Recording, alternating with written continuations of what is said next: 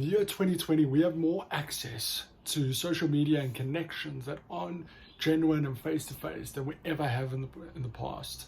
And if you stick around for this video, at the end, I'm going to show you exactly how to reconnect, how to rediscover, and really get in touch with people.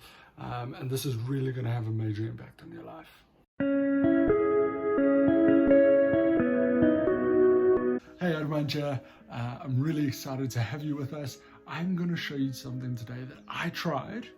A really cool experiment called a Digital Detox. So stick around, subscribe if you like this sort of content, and let me show you exactly what has helped me really get refocused in a time where it's really difficult to be focused at all. Oh, pause here real quick. My buddy Matt Vela did a really good video on this as well, probably a lot better than mine. Please go check it out at the link up the top here, and enjoy the rest of my video.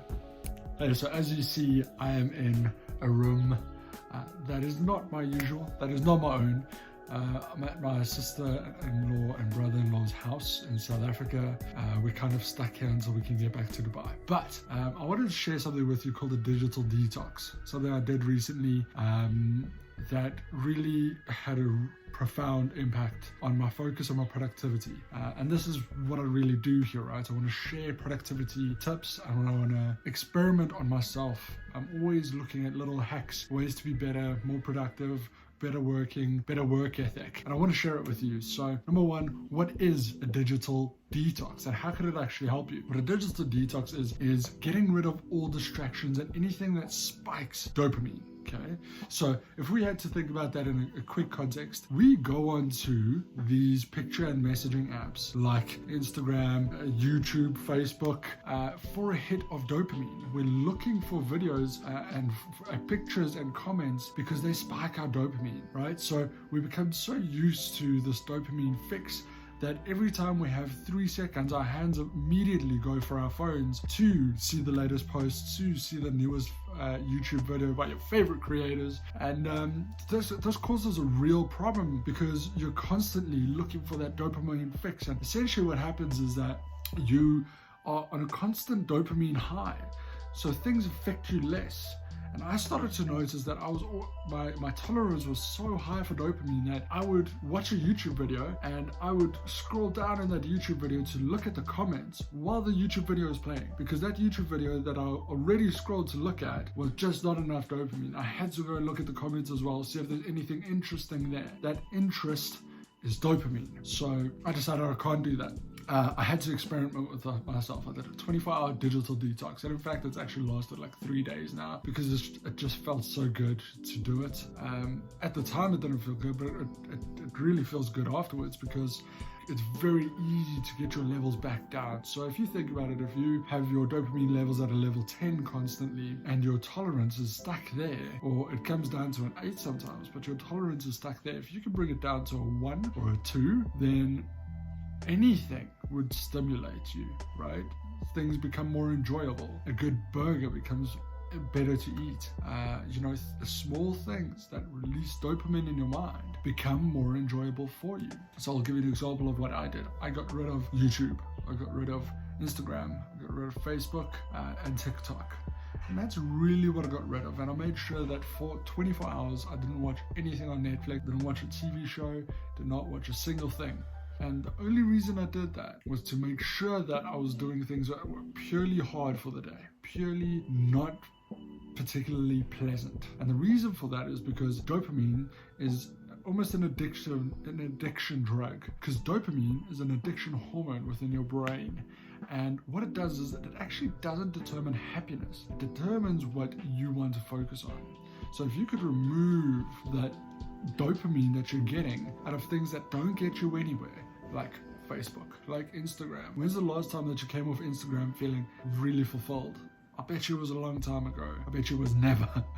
So essentially what I did then is I got rid of all those stimuli, everything like that. And I could, within 6 hours, I could feel the difference. I was still grabbing for my phone, but it wasn't there. So I was like, okay, cool, carry on working, doing work. Actual productivity was the answer.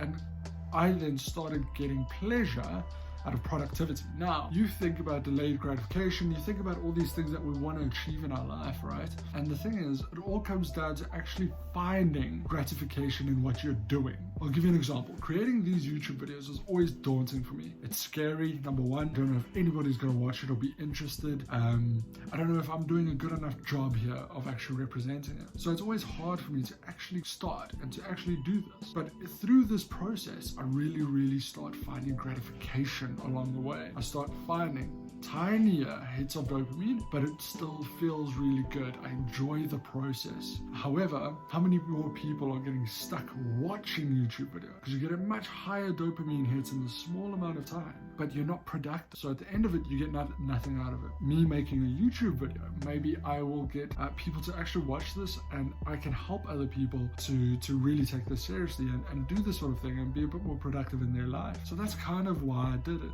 and how it kind of works with productivity.